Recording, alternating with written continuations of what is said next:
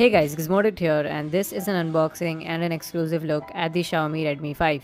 In case you don't know, Xiaomi announced this phone a couple of days back in China, and it is the successor to the Redmi 4. It's not officially available in India yet, so I had to actually import this phone, pay way over its price, so that I can bring this video out for you guys. So in case you feel like supporting the channel, then please do subscribe and press the bell icon.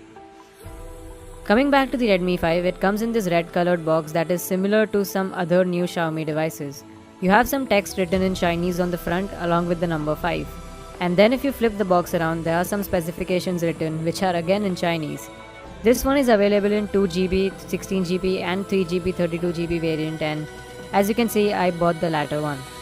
Inside the box, the first thing that we have is this cardboard packaging which has a TPU case for the phone.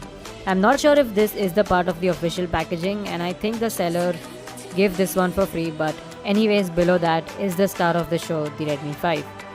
The first thing that you instantly notice is that edge-to-edge display, and it does indeed look great. I bought the phone in the gold shade because that was the only option available right now, but the phone does look and feel pretty good. Further inside, you have a quick start guide which is again in Chinese, and following that is a white colored wall charger and USB cable. It's a 2A power brick, and the USB cable is a micro USB one because the Redmi 5 still doesn't have USB Type-C. Finally, you have a SIM ejector tool that's hidden beneath the USB cable. So that's all you get inside the box of the Redmi 5. Now let's get to the phone.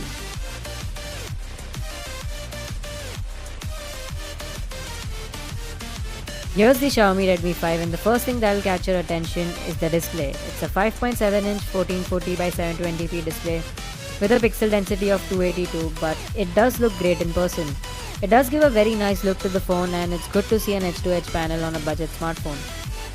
In terms of specifications, the Redmi 5 has an octa-core Snapdragon 450 that's coupled with 3GB of RAM and the Adreno 506 GPU. You do have all of the sensors on this phone, so that's great, but Xiaomi unfortunately has reduced the battery life to 3300 mAh, which is quite sad.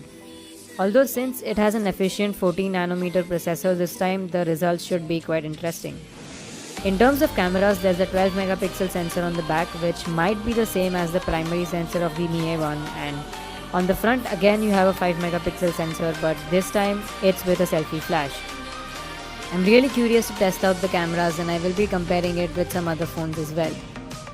In terms of software, this one runs on Android 7.1.2 with MIUI 9, but this is the Chinese variant, so you don't get Google services out of the box. But I was able to install all of the Google apps within a couple of minutes, and I have everything working properly on the phone now. MIUI 9 feels pretty snappy and fluid on the Redmi 5, but I need to put it through its paces to find out how does it perform in the real world. You also have a hybrid SIM slot here, and I've already put in my Jio SIM card, so 4G and VoLTE works out of the box on this variant. The build quality feels pretty solid too. It's very similar to the Redmi Note 4, and in fact the back of this phone is almost identical to the Indian variant of the Redmi Note 4. I will be switching to the Redmi 5 as my primary device for the next couple of days, so if you guys have any requests or queries, then please let me know in the comments. I will be making a lot of videos about this phone, so make sure that you're subscribed to the channel. Please like this video if you enjoyed watching it, as it took me a lot of efforts to get this phone here. That's it for now. Thanks for watching, and I'll catch up with you guys in the next video.